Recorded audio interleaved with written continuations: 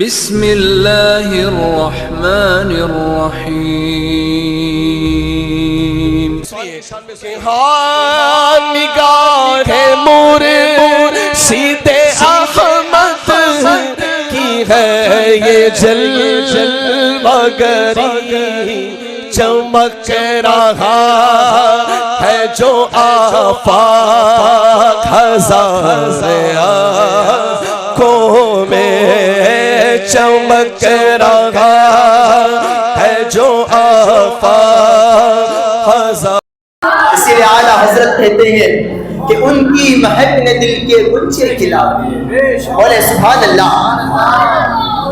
ان کی مہک نے دل کے گنچے کھلا دیے ہیں، جس راہ چل دیے ہیں اونچے بسا دیے ہیں. اور علامہ اقبال کہتے ہیں کہ ایک عرب نے انسان کا بول بالا کر دیا، ایک عرب نے انسان کا بول بالا کر دیا، خالی کے ذروں کو ہمدوش سریا کر دیا. خود نہ تھے جو راہ پر، خود نہ تھے جو راہ پر اوروں کے حاجی بن گئے. کیا نظر تھی جس نے مردوں کو مسیحا کر دیا، کیا نظر تھی جس نے مردوں کو مسیحا کر دیا. عزیزان ملت اسلامیہ، اللہ تبارک و تعالی قرآن مقدس میں ارشاد فرماتا ہے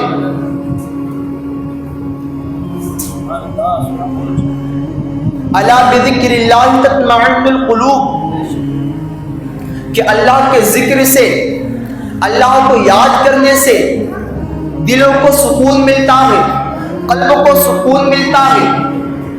عزیزان ملت اسلامیہ، آج کا ہر ایک انسان، ہر ایک ویکتی یہ کہتا ہوا نظر آتا ہے کہ میں نے ہندوستان کی ہر جگہ کا چکر لگایا مگر مجھے چین و سکون نہ ملا. میں نے انڈیا کے ہر ایک گوشے گوشے کا نظارہ کیا مگر مجھے چین و سکون نہ ملا. ہر ایک انسان یہ کہتا ہوا نظر آتا ہے کہ میں نے انڈونیشیا کا چکر لگایا مجھے چین و سکون نہ ملا. میں نے اتر کوریا کا سیر کیا ہمارے قلب کو سکون نہ ملا. آئیے قرآن سے پوچھتے ہیں، اے قرآن آخر تو ہی بتا کہ آخر ہمارے دلوں کو چین و سکون کہاں ملے گا. ہم نے ہندوستان کے کوشے کا نظارہ کیا، ہر ایک چیز کو ہم نے سیر کیا، ہر جگہ ہم نے گھوما، انڈونیشیا کا چکر لگایا، ساؤتھ افریقہ کا چکر لگایا، امریکہ کا چکر لگایا، لیکن ہمارے قلوب کو، ہمارے دلوں کو، ہمارے قلب کو سکون نہ ملا. تو قرآن کہتا ہے، ایک سائل تو پوچھتا ہے کہ تیرے دل کو سکون کہاں ملے گا، تیرے قلب کو سکون کہاں ملے گا. تو سن، قرآن مقدس خود ارشاد فرماتا ہے الا بذکر اللہ تطمئن القلوب، کہ اللہ کے ذکر سے دلوں کو چین و سکون ملتا ہے.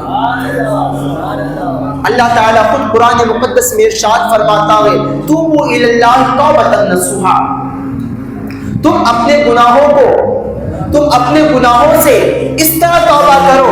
حضرت فاروق اعظم فرماتے ہیں کہ جیسے کہ ایک بکری کے تھن سے دودھ نکالا جائے، تم اپنے گناہوں کی توبہ اس طرح کرو کہ جیسے ایک بکری کے تھن سے دودھ نکالا جائے اور پھر اس دودھ کو دوبارہ اس تھن میں نہ لوٹایا جائے.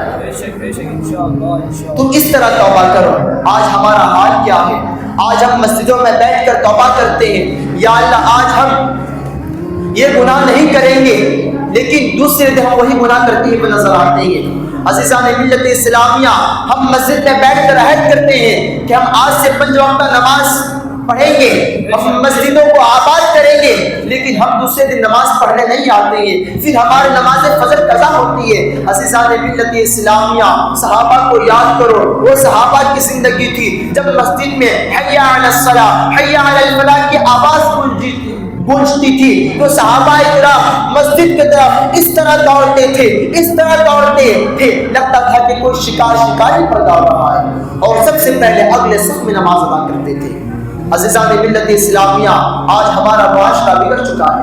آج ہم نمازوں کی پابندی چھوڑ دیے ہیں، ہم صرف 1 مہینے کی نماز پڑھنے آتے ہیں مسجد میں.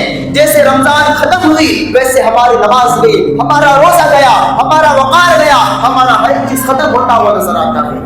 عزیزان ملت اسلامیہ، آپ عہد کریں کہ ہم اپنی گناہوں کی توبہ اس طرح کریں کہ توبوا الی اللہ توبۃ نصوحا کے ماتحت کہ ہم اس گناہوں کی طرف دوبارہ نہ جائیں. ایک مرتبہ کی بات ہے، حضرت بشر حافی رحمۃ اللہ علیہ، میں ان کے قبر زندگی کی میں واقعہ بتانا چاہتا ہوں. حضرت بشر حافی بہت بڑے شرابی تھے، بہت بڑے، اور اتنے بڑے شرابی تھے کہ ان کا کارخانہ چلتا تھا، بغداد میں ان کا کارخانہ چلتا تھا۔ تو ایک مرتبہ شراب کی باٹلی کو اپنے ہاتھ میں لے کر راستے سے چل رہے تھے، راستے سے چل کر شراب کے نستے میں الست ملست تھے۔ جب راستے سے چل رہے تھے تو راستے میں ان کو قرآن کا ٹکڑا ملا، قرآن کی ایک آیت ملی جو کہ زمین پر گری تھی۔ وہ تھے شراب کے نشے میں، لیکن جب قرآن کی آیتوں پر نظر پڑی تو اس قرآن کی آیتوں کو اٹھایا اور اسے معطر کیا، اسے پاک صاف کیا اور اپنے گھر میں جا کر سب سے اونچی جگہ پر رکھا، اپنے گھر میں جا کر سب سے اونچی جگہ پر رکھا، اور پھر دوسرے دن کارخانے میں آیا۔ جیسے وہ کارخانے میں آیا، شراب کی باٹلی تھی اور چیئر پر بیٹھا تھا، شراب پی رہا تھا، ان کا شراب تو کارخانہ چلتا تھا۔ عزیزان ملت اسلامیہ، باہر ایک شخص آیا اور کہا کہ حضرت بشر حافی ہیں؟ انہوں نے کہا ہاں ہے، وہ شراب کے نشے میں مست ہیں۔ تو کہا کہ ان کو بلاؤ۔ تو وہ خادم جو تھا وہ بشر حافی کے پاس جاتا اور کہتا ہے کہ آپ کے لیے سلام آیا ہے، کوئی باہر آپ کا انتظار کر رہا ہے اور آپ کو بلا رہا ہے۔ تو انہوں نے کہا کوئی بھی ہے ان کو بلاؤ، اندر ان کو بولو جاؤ، ابھی بشر حافی شراب کے نشے میں مست ہے۔ اللہ اکبر۔ پھر دوبارہ آتا اور کہتا ہے کہ بشر حافی نہیں آئیں گے۔ عزیزان ملت اسلامیہ، وہ شخص کہتا ہے کہ بشر حافی سے بس جا کر اتنا کہو کہ اللہ تبارک و تعالیٰ کا ان کے لیے سلام آیا ہے۔ عزیزان ملت اسلامیہ، وہ خادم حضرت بشر حافی کے پاس جاتے ہیں اور کہتے ہیں کہ آپ کے لیے اللہ کا سلام آیا ہے۔ عزیزان ملت اسلامیہ، حضرت بشر حافی دوڑتے ہیں اور کہتے ہیں ہم مجھ جیسا گناہگار جو کہ ہر وقت شراب کے نشے میں مست رہتا ہے، جو ہر وقت شراب کی باٹلی اس کے ہاتھ میں رہتی ہے، جو کہ شراب کا کارخانہ چلاتا ہے، اس کے لیے اللہ کا سلام آیا ہے۔ عزیزان ملت اسلامیہ، وہ جاتا اور کہتا ہے میرے لیے اللہ کا سلام آیا۔ تو کہتا ہے کہ تو نے ایک دن ایک قرآن کی آیت کو اٹھایا، اسے معطر کیا اور اسے اونچی جگہ پر رکھا، تو رب تبارک و تعالیٰ کو یہ آتا اتنا پسند آیا کہ کوئی بندہ میرے قرآن کا محافظ بنے۔ لیکن قرآن تو خود کہہ رہا ہے اِنَّا نَحْنُ نَزَّلْنَا الذِّكْرَ وَإِنَّا لَهُ لَحَافِظُونَ، کہ میں نے قرآن کو پیدا کیا ہے اور میں ہی اس کی حفاظت کرنے والا ہوں۔ لیکن حضرت بشر حافی کی عقیدت کو دیکھیے کہ قرآن کے ٹکڑے کو اٹھا کر وہ اونچی جگہ پر رکھتے ہیں۔ تو رب تبارک و تعالیٰ کہتا ہے حضرت بشر حافی میرے لیے بہت بڑا ہے اور اس کا مقام رب کے نزدیک بہت بڑا ہو گیا۔ اور وہی دن سے انہوں نے ایسا توبہ کیا کہ آج دنیا گواہ ہے، آج تاریخ گواہ ہے کہ ان کی مزار بغداد شریف میں موجود ہے اور اپنے وقت کے بہت بڑے اللہ کے ولی ہوئے۔ تو توبہ کرنے کی یہ فضیلت ہے۔ آپ اپنے گناہوں سے توبہ اس طرح کریں کہ دوبارہ اس گناہوں کی طرف رجوع نہ ہو۔ آپ اپنے گناہوں سے اس طرح توبہ کریں کہ دوسرے دن یہ عہد کریں کہ ہم دوبارہ اس گناہ کی طرف نہ جائیں گے۔ میں توبہ کرتا ہوں، استغفر اللہ ربی من کل ذنب واتوب الیہ۔ خود کی سیر چمن پھول چنے شاد رہے، باغ باجاتا ہوں میں گلشن تیرا آباد رہے۔ السلام علیکم ورحمۃ اللہ وبرکاتہ۔ وما علینا الا البلاغ۔